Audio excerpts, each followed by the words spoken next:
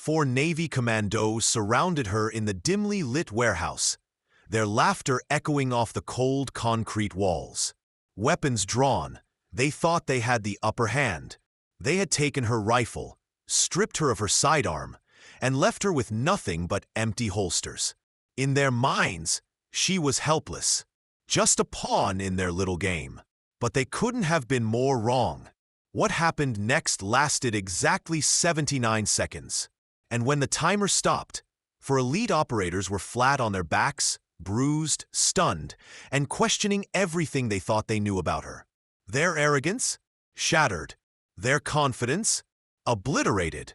The question on their lips: what the hell just happened? Her answer was simple. It made sure no one on that base ever looked at her the same way again. But before we dive into how she dismantled 4 seasoned commandos without firing a single shot, let me ask you this. Where are you watching from?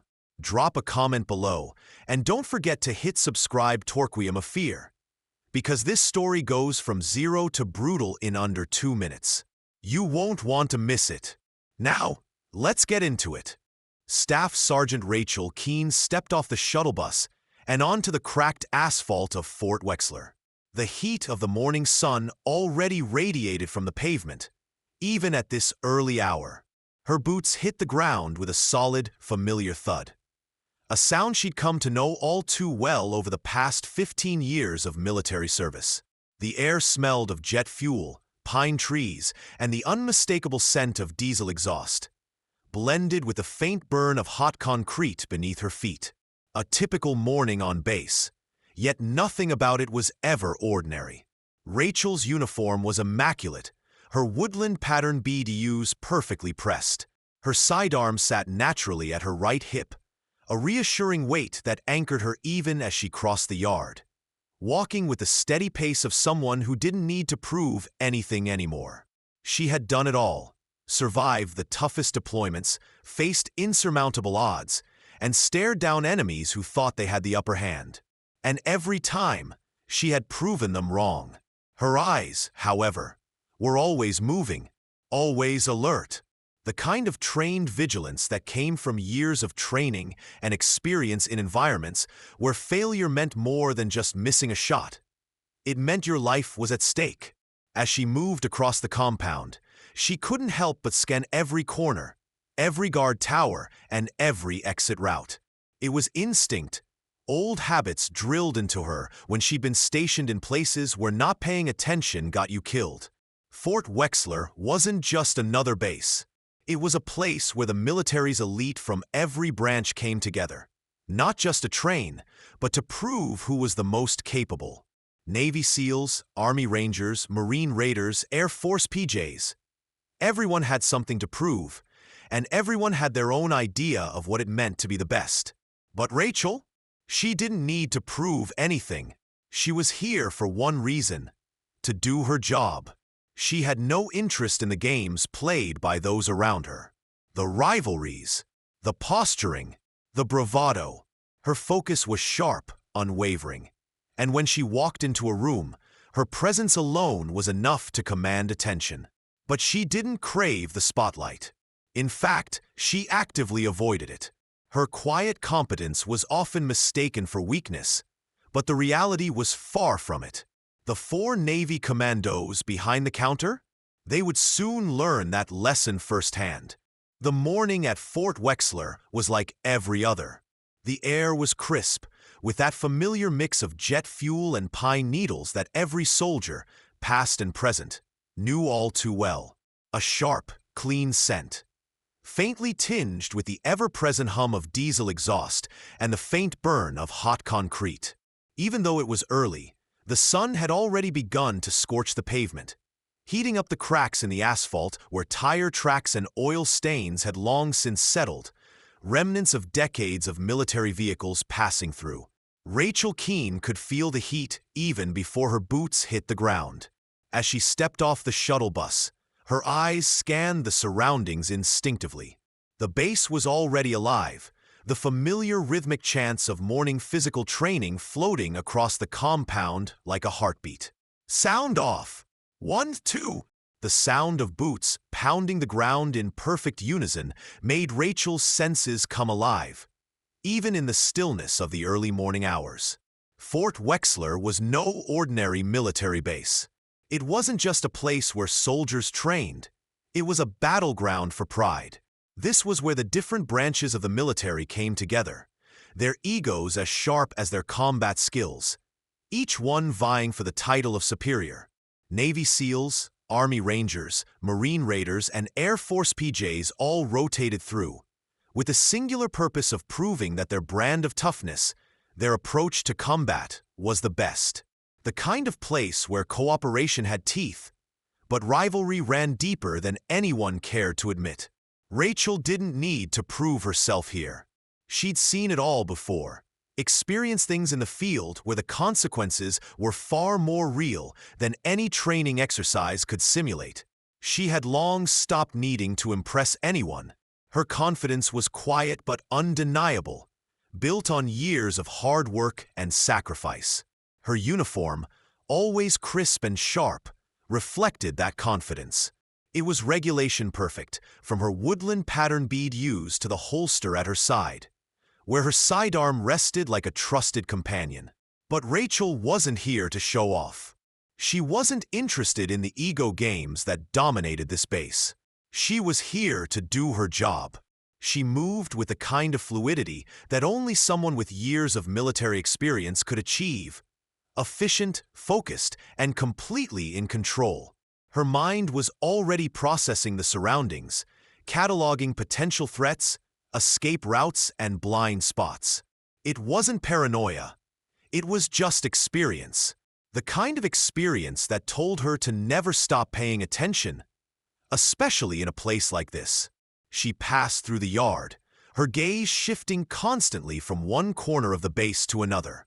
Even the guard towers high above her weren't safe from her scrutiny. This place was alive with soldiers, but Rachel was always one step ahead.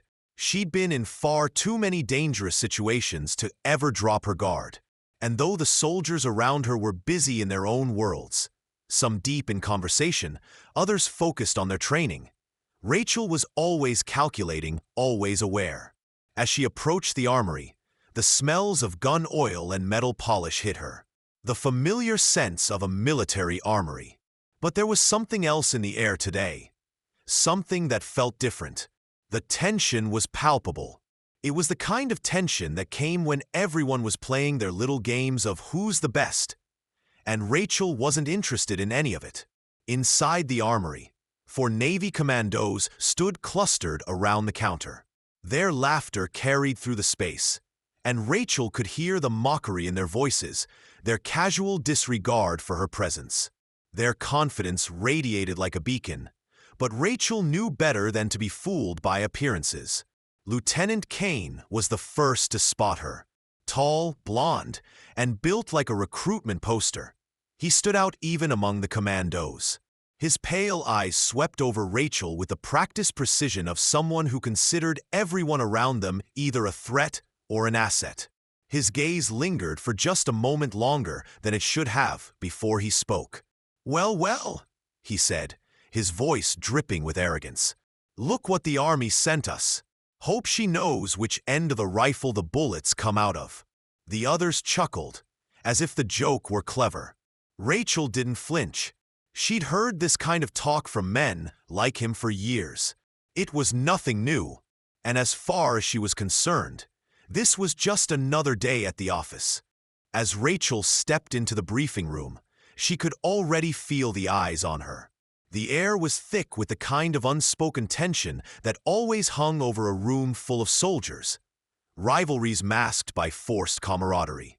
The room itself was a former storage hangar, its concrete floor scratched and scarred by decades of military use. The rafters above were lined with metal supports, and folding tables, shoved to the sides, made room for uncomfortable plastic chairs. The whiteboard at the front of the room was cluttered with hastily drawn diagrams of the day's exercise. Rachel chose a seat in the second row, close enough to see the instructor, but far enough to remain out of the spotlight. She didn't mind blending into the background. In fact, she preferred it. Most eyes in the room were drawn to the group of 4 Navy commandos clustered at the back, lounging in their chairs like they owned the place.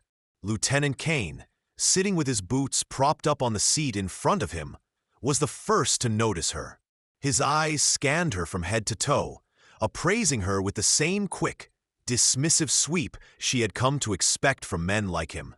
"Well, well," he murmured, loud enough for everyone around him to hear. "Look what the army sent us. Hope she knows which end of the rifle the bullets come out of." The room snickered, but Rachel didn't react. Instead, she focused on the instructor, Major Billings, who had just walked in. Billings was lean and gray-haired, with an authoritative presence that silenced the chatter instantly. He had the kind of demeanor that made everyone fall into line without a word. As he began detailing the parameters of the day's exercise, Rachel felt a familiar calm settle over her. She was here to work, nothing more. Billings explained that the exercise would be a timed breach and clear mission, where each team was tasked with entering a warehouse mock-up and securing a central target, a green crate placed in the middle of the room. The commandos, including Keane, leaned back in their chairs, their faces already displaying a cocky certainty. Rachel's fingers tapped lightly on her leg as she mentally reviewed the procedure, but she didn't feel the need to say anything. She had done this exercise 1,000 times before, in environments where the stakes were much higher. Midway through Billings's briefing, Keane raised his hand, his tone dripping with insincerity as he interrupted the flow of the briefing. "Sir," he said, his voice sugary sweet, "since today's exercise is supposed to test adaptability under stress, why don't we give the Army rep here a little extra challenge?" The room fell silent. Billings paused, giving Keane a pointed look, clearly annoyed at the interruption. But Keane wasn't done. His smile was wide and predatory, and he continued. "Let's strip her weapons," he suggested. "Let's see how she does in a real-world situation unarmed. After all, real combat doesn't always give you the luxury of having your rifle at the ready, right?" The room seemed to hold its breath for a moment, but the others, Daniels, Ricks, and Vega, didn't hesitate to chime in. "Could be good training, sir," Daniels said with a grunt. "Real world doesn't always give you time to grab your rifle." "Yeah," Ricks added. "Make it more interesting." Rachel felt the eyes of the room fall on her, the challenge hanging in the air like a weight. Her expression remained unchanged, though she could feel the pulse of her heartbeat quickening slightly. The subtle shift in the room's atmosphere told her everything she needed to know. This wasn't about training. This was about testing her, putting her in her place. She didn't speak at first, letting the tension build. She had been in this kind of situation before. Men like Keane, men who thought they were untouchable, were always eager to prove their superiority. But Rachel had learned long ago that the best way to handle someone like him was to let them talk. Let them make their assumptions. They wouldn't be laughing for long. Billings cleared his throat, clearly uncomfortable with the suggestion, but unwilling to back down now that it had been put forward in front of the whole room. After a beat, he finally spoke. "Sergeant Keane," Billings said, his voice measured, "surrender your weapons. You're going in unarmed. Let's see how you handle the situation." The words hung in the air for a moment longer. The commandos were grinning now, their eyes full of expectation. Rachel didn't flinch. She stood slowly, her movements deliberate. She lifted her M4 and sidearm, walking them to the front table with the kind of calm precision that only someone with years of experience could display. She set both weapons down on the table without a sound. The commandos exchanged looks, their grins widening as they saw her compliance as a sign of weakness. Rachel didn't care. They had no idea what was coming. She returned to her seat, her eyes briefly meeting Keane's. He was smirking, clearly thinking this was his victory. But Rachel knew better than to let her guard down. They were about to learn that underestimating her would be their biggest mistake. The staging area outside the warehouse was buzzing with activity. Soldiers and instructors moved about, preparing for the exercise, but Rachel remained still, focused. Her mind was already running through the scenario, her body settling into the familiar rhythm of pre-mission preparation. She wasn't nervous. In fact, she was almost looking forward to the challenge. This wasn't about the exercise. It was about the Commandos who thought they had her figured out. The warehouse, a steel-framed structure with temporary plywood walls, loomed in front of her. It was a replica of an urban environment, designed to simulate the tight, chaotic spaces that soldiers could encounter in combat zones. Every turn, every corner, was a potential threat, the kind of place where hesitation could cost you everything. Rachel took a deep breath and adjusted her gloves with methodical precision, not a single movement wasted. Her eyes flicked over the layout of the space, mentally mapping out escape routes and potential choke points. The Commandos, on the other hand, were busy exchanging jokes and trash talk. They didn't think they had anything to prove. They were confident, too confident. Keane stood near the entrance, cracking his knuckles and flexing his shoulders as he surveyed the room. Daniels was busy adjusting his gear, while Vega bounced on the balls of his feet, too jittery to keep still. Rix was just standing there, arms crossed, leaning against one of the walls like he owned the place. They were all talking loudly, completely underestimating the seriousness of what was about to unfold. Rachel didn't pay them any attention. She knew that, in moments like this, the less you said, the more you had to prove. She wasn't going to waste her energy trying to explain herself. Instead, she focused on what mattered: the mission ahead. The timer above the warehouse entrance beeped as Major Billings' voice crackled over the loudspeaker. His voice was steady, precise. He'd done this 1,000 times before. "Team Alpha, stack at the entry point," Billings announced. "Scenario begins on my whistle. Objective: breach and clear. Green crate in the center of the room. 3 minutes on the clock. Simonition rounds only. No permanent damage. Begin when ready." Rachel stood at the far edge of the staging area, 5 paces behind the Commandos. She was close enough to be part of the team, but far enough that they wouldn't think to consider her a threat until it was too late. The Commandos, confident in their superiority, didn't even glance her way as they gathered near the entrance. Rachel's fingers curled around her gloves, feeling the cool leather against her skin as she carefully considered her next move. Every detail was clear in her mind. She was unarmed, but that didn't matter. She was more than capable of turning the tables without any weapons. In fact, it would give her the element of surprise. The best way to win this fight wasn't through brute force. It was through precision, timing, and using her environment to her advantage. The Commandos formed their entry formation with textbook precision. Keane took point, his rifle raised in front of him as he led the charge. Daniels followed close behind, then Rix, with Vega at the rear. They moved like a well-oiled machine, but Rachel could already see their flaws. They were too predictable. They moved as if they were still in control, assuming that the challenge would be easy, that their weapons would make them unstoppable. But Rachel knew that in a confined space like this, their gear was just as much of a hindrance as it was an asset. She didn't follow them directly. Instead, Rachel angled off to her left, using the wall for cover while cutting toward the first choke point before they even cleared the entrance. She was staying back, allowing them to get comfortable, letting their overconfidence lead them into a false sense of security. They thought they had the advantage, but they didn't realize that the real advantage was hers. The seconds ticked by, each one feeling more intense than the last. As the Commandos moved forward, Rachel's mind raced through her options.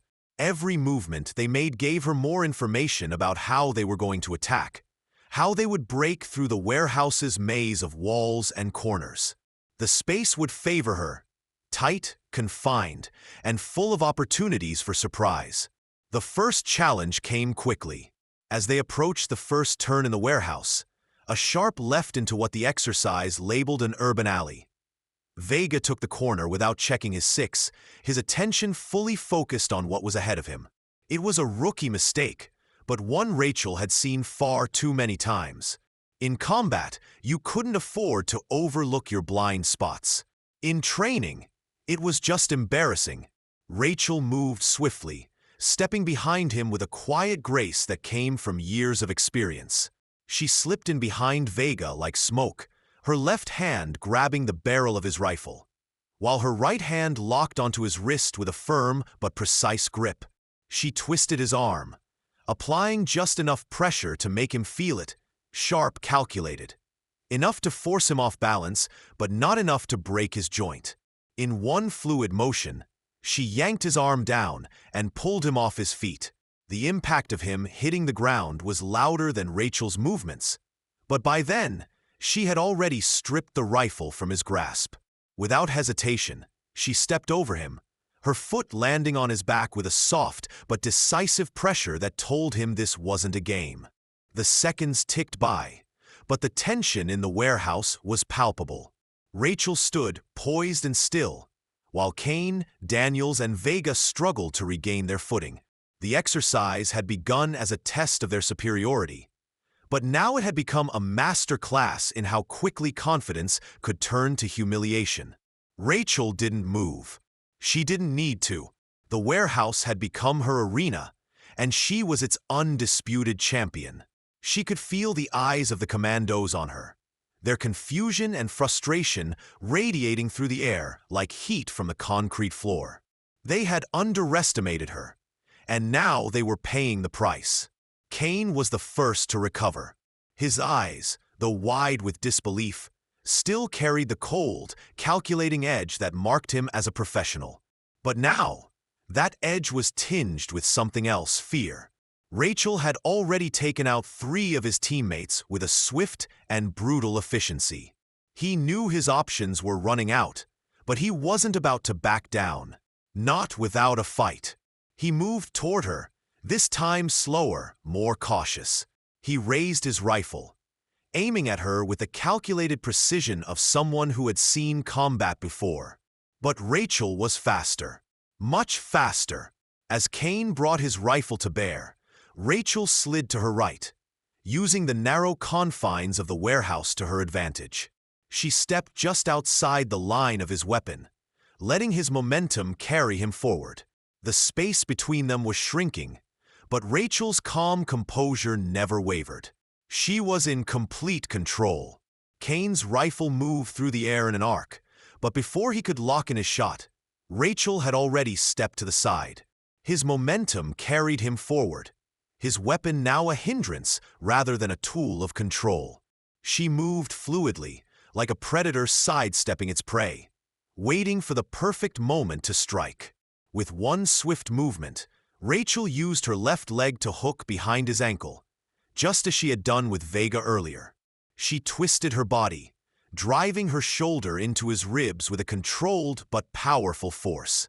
The impact sent Keane sideways into the padded wall, his body crashing against the surface with a jarring thud that knocked the air from his lungs. His rifle slipped from his grasp, falling to the floor with a clatter. Rachel didn't hesitate. She was already on him before he could even regain his balance. With a deft movement, she grabbed the fallen rifle, spinning it into her hands and aiming it directly at Kane's center. His body froze, his chest rising and falling with each labored breath. He was trapped, and he knew it.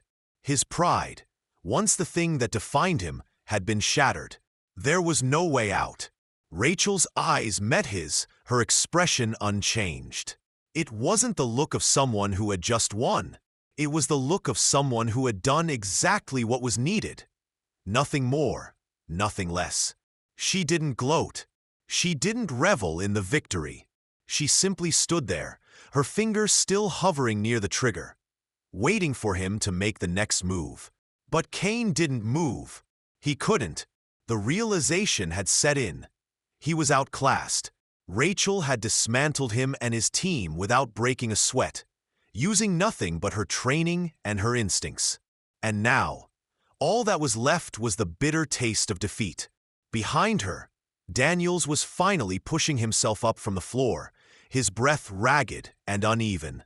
His eyes darted from Keane to Rachel, his expression full of frustration and disbelief. He was the next to go. Rachel didn't take her eyes off Keane, but she could feel Daniels moving in her peripheral vision. He was already charging toward her, his body low and wide, preparing for a tackle. But Rachel was ready. She'd been expecting this. Daniels was a brute, someone who believed in overpowering opponents rather than outsmarting them. As he closed the distance, Rachel dropped her center of gravity, shifting her weight and using his momentum against him. She stepped aside just as Daniels lunged, her hands finding purchase on his sleeve and forearm. With a sharp pivot, she threw her hip across his line of attack, guiding his own force to the ground. Daniels flew into the air for a split second, his body suspended as if time had slowed, before crashing onto the padded floor with a force that rattled his bones. The sound of his body hitting the floor echoed through the warehouse, but Rachel was already on top of him. She moved with precision, securing his sidearm in one fluid motion, racking the slide, and aiming it directly at his chest. The silence in the warehouse was deafening, broken only by the sound of Daniels's labored breathing. He didn't struggle. He didn't fight back. He simply lay there, stunned, unable to comprehend how he had been taken down so quickly. He knew his defeat was inevitable. The game had already been decided. And just like that, it was over. Rachel straightened slowly, releasing her hold on Daniels's sidearm and stepping back. She didn't need to say a word. The message had been made clear, not through boastful words or grand gestures, but through actions. Actions that spoke louder than any taunt, any challenge, or any fight ever could. Keane, Daniels, Rix, and Vega, all four Commandos lay sprawled across the floor, their bodies broken not by the force of a bullet or a knife, but by their own overconfidence. They had been dismantled, piece by piece, without a single shot being fired. And as Rachel stood over them, calm and unflinching, she knew that they would never underestimate her again. The timer above the entrance blinked, the seconds still ticking away as if to remind everyone just how quickly the tide had turned. It had only taken 79 seconds. 79 seconds for four men to be reduced to nothing more than a lesson in humility. The room was silent, the only sounds the heavy breathing of the Commandos and the distant hum of fluorescent lights overhead. Rachel didn't linger. She didn't wait for applause or recognition. She simply walked away, her boots clicking softly against the floor as she made her way to the gear rack.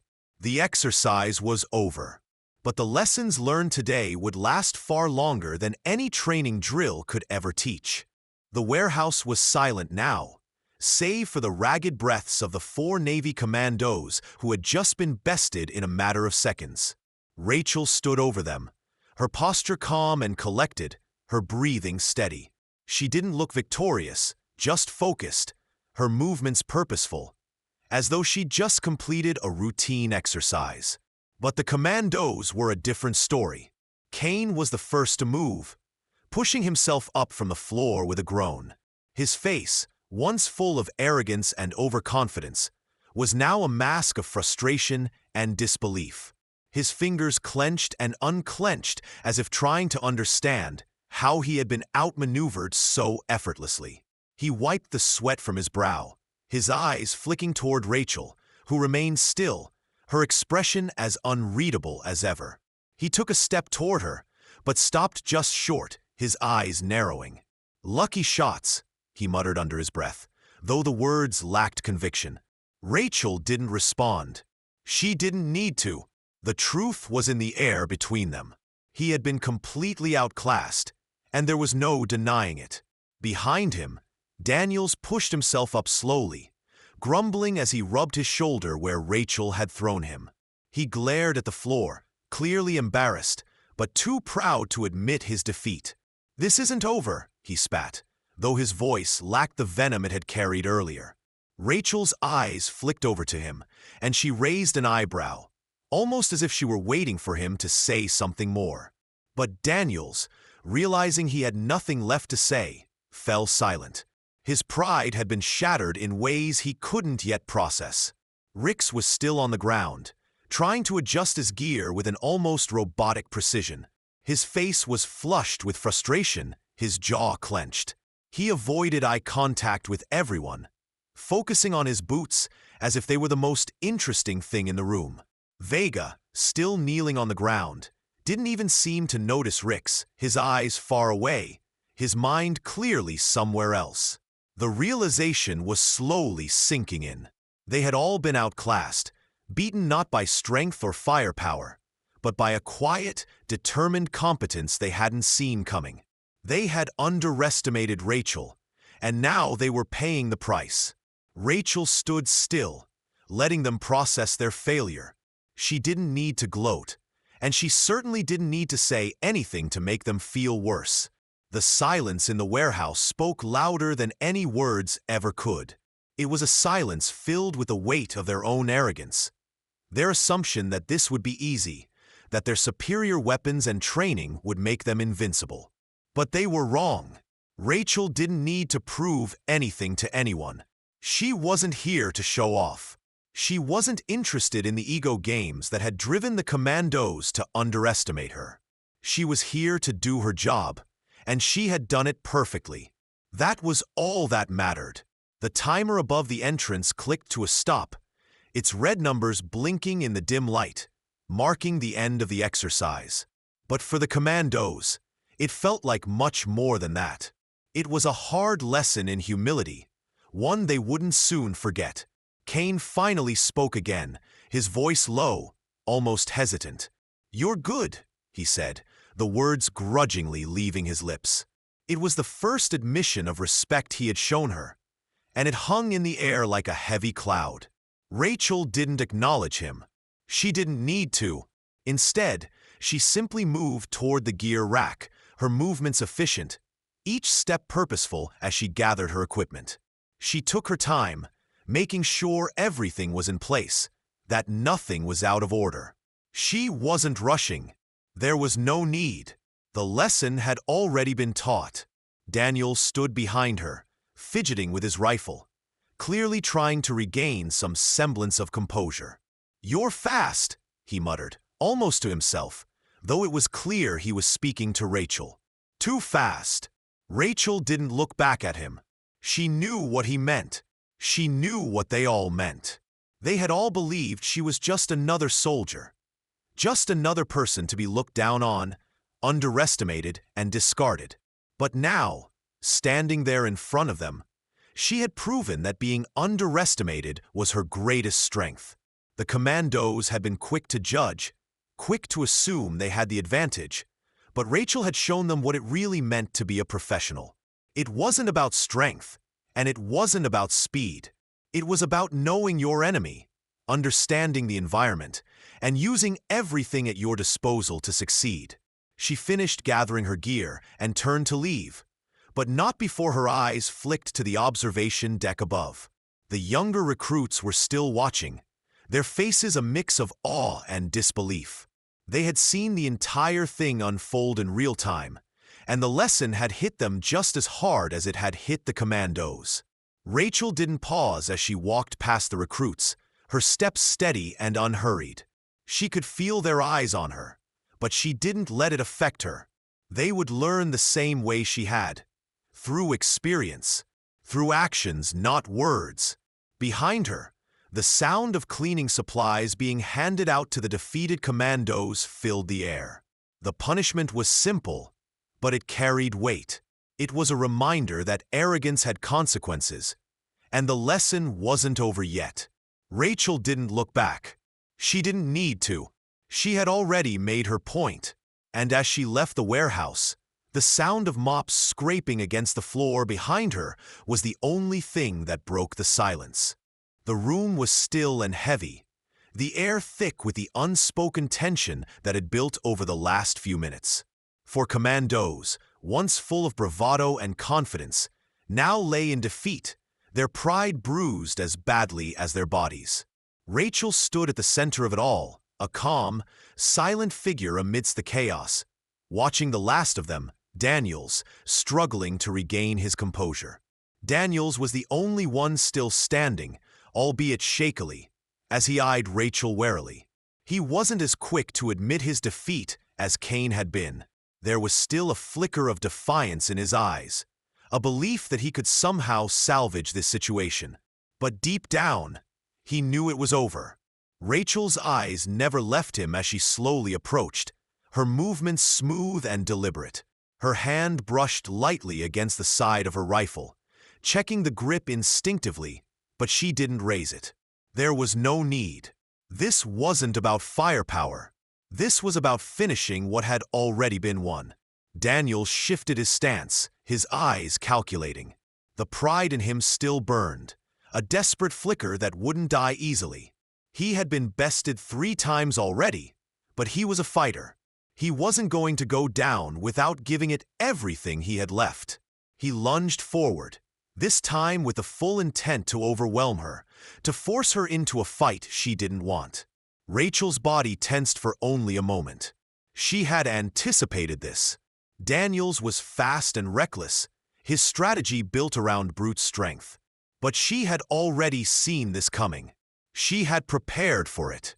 The moment he moved, she was already 1 step ahead. As Daniels reached for her, his large frame barreling forward, Rachel dropped low. She let his momentum push him past her, narrowly missing her as he shot past. His body twisted slightly as he tried to regain his balance, his face twisting in frustration as he realized he had missed his target. But before he could even begin to recover, Rachel was there. With one fluid motion, she pivoted, using his own force against him.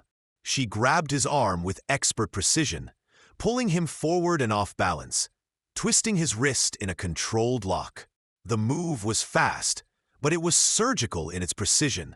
Daniels gasped as his balance faltered, and with a swift, calculated motion, Rachel threw him. His body flew through the air, his feet leaving the ground for an instant before he crashed onto the floor with a resounding thud.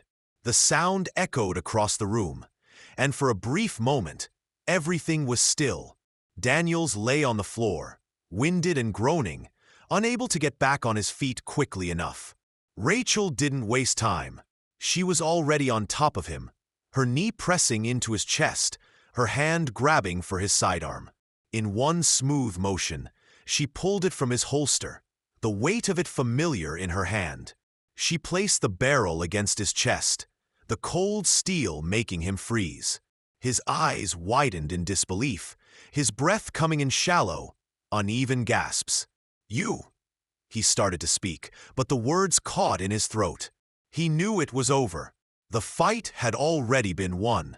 He had no strength left to resist. Rachel held the gun steady, her gaze unwavering. She could feel his heart pounding beneath her knee, his body tense with the last remnants of defiance. But it was all over now. His arrogance had led him to this point. On the ground, defeated by someone he had written off as just another soldier. For a moment, she considered ending it here, giving him a final lesson in humility. But Rachel wasn't interested in humiliating him. She had already made her point. Instead, she simply stood up, allowing him to catch his breath. She handed him the weapon back, racking the slide and holding it out to him. He took it with shaking hands, his grip weak, his pride shattered. "Get up," Rachel said softly, her voice calm and even. "You lost. Now you know what it feels like." Daniel stared at her, unsure of what to say. His body was sore, his ego bruised, but in the silence between them, he understood. The lesson had been clear. Rachel hadn't needed to prove anything. She had already won, not through brute force or rage, but through calm, precise control. She had shown him the difference between arrogance and competence, the difference between talking a big game and actually backing it up. Rachel didn't stay to see if Daniels would get back on his feet. She turned and walked toward the exit, her pace unhurried and steady. The mission had been completed, the message delivered. The 4 Commandos had been dismantled, not by force, but by skill, precision, and the quiet determination that comes from years of experience. As she left the warehouse, she could hear the sound of the Commandos behind her, still trying to pull themselves together, still grappling with the weight of their failure. But Rachel wasn't concerned with their recovery. She had already moved on. The only thing that mattered now was the next mission, the next challenge, the next moment when she would prove herself, not with words, but with actions. As Rachel walked out of the warehouse, her footsteps steady, the world around her seemed to slow down. The weight of the exercise, the tension, the confrontation, the victory, had already begun to fade, replaced by the quiet clarity that came with a job well done. But she could still feel the eyes on her, the silent judgment from the Commandos who had just experienced firsthand what it meant to be underestimated. She passed by the observation deck, where a few younger recruits lingered, still wide-eyed, still processing what they had just witnessed. The murmurs followed her as she moved through the compound, their voices a mix of disbelief and awe. She didn't look back. She didn't need to. Back inside the warehouse, the sound of cleaning supplies being handed out filled the air. The 4 Commandos, once so full of swagger and bravado, were now tasked with mopping the floors. The irony wasn't lost on Rachel. They had learned their lesson, but they hadn't learned it in the way they had expected. They hadn't been shown up in front of their peers or humiliated in a grand spectacle. No, Rachel had taken them down in silence, with precision, showing them that the most dangerous people are often the ones who don't need to prove how dangerous they are. The warehouse was quiet now, the only sound the scrubbing of mops against the concrete floor. The Commandos were back on their feet, but their pride had been crushed. Keane, Daniels, Ricks, and Vega had been humbled, their earlier arrogance replaced by the uncomfortable weight of humility. They hadn't just lost a training exercise. They had lost to someone they had written off as just another soldier, someone who didn't need a weapon to defeat them. Rachel's mind wandered briefly as she crossed the compound, reflecting on the simplicity of it all. She had done exactly what was needed, nothing more, nothing less. It wasn't about making a statement or proving anything to anyone. It was about showing up, doing the job, and letting the results speak for themselves. And the results had spoken volumes. As she returned her gear to the supply depot, the sergeant behind the desk glanced up from his paperwork, a faint smile tugging at the corners of his lips. "Heard you stirred things up over at the warehouse," he said, his tone carrying a knowing amusement. Rachel nodded slightly, her lips curling into a faint smile of her own. "Just ran the exercise," she replied, her voice calm, unhurried. She wasn't here for accolades. She wasn't here for praise. She was here to work, and that was exactly what she had done. Behind her, the Commandos were still cleaning, the sound of mops and buckets punctuating the silence. Rachel didn't need to watch them. The lesson had been learned. They knew, as she did, that they would never look at her, or anyone else, quite the same way again. She stepped back into the sunlight, her face expressionless, but her heart settled. The moment was already fading, replaced by the reality of the next rotation, the next exercise, the next mission. The base continued to hum with activity, the military machine marching forward, as it always did. But for Rachel, it was just another day, another job done. As she walked toward her next assignment, the young recruits she had passed earlier straightened their posture. One of them gave her a respectful nod, and she returned it with a slight lift of her chin. There was no need for anything more. The respect had been earned in silence, through actions, not words. It was fragile, but it was real.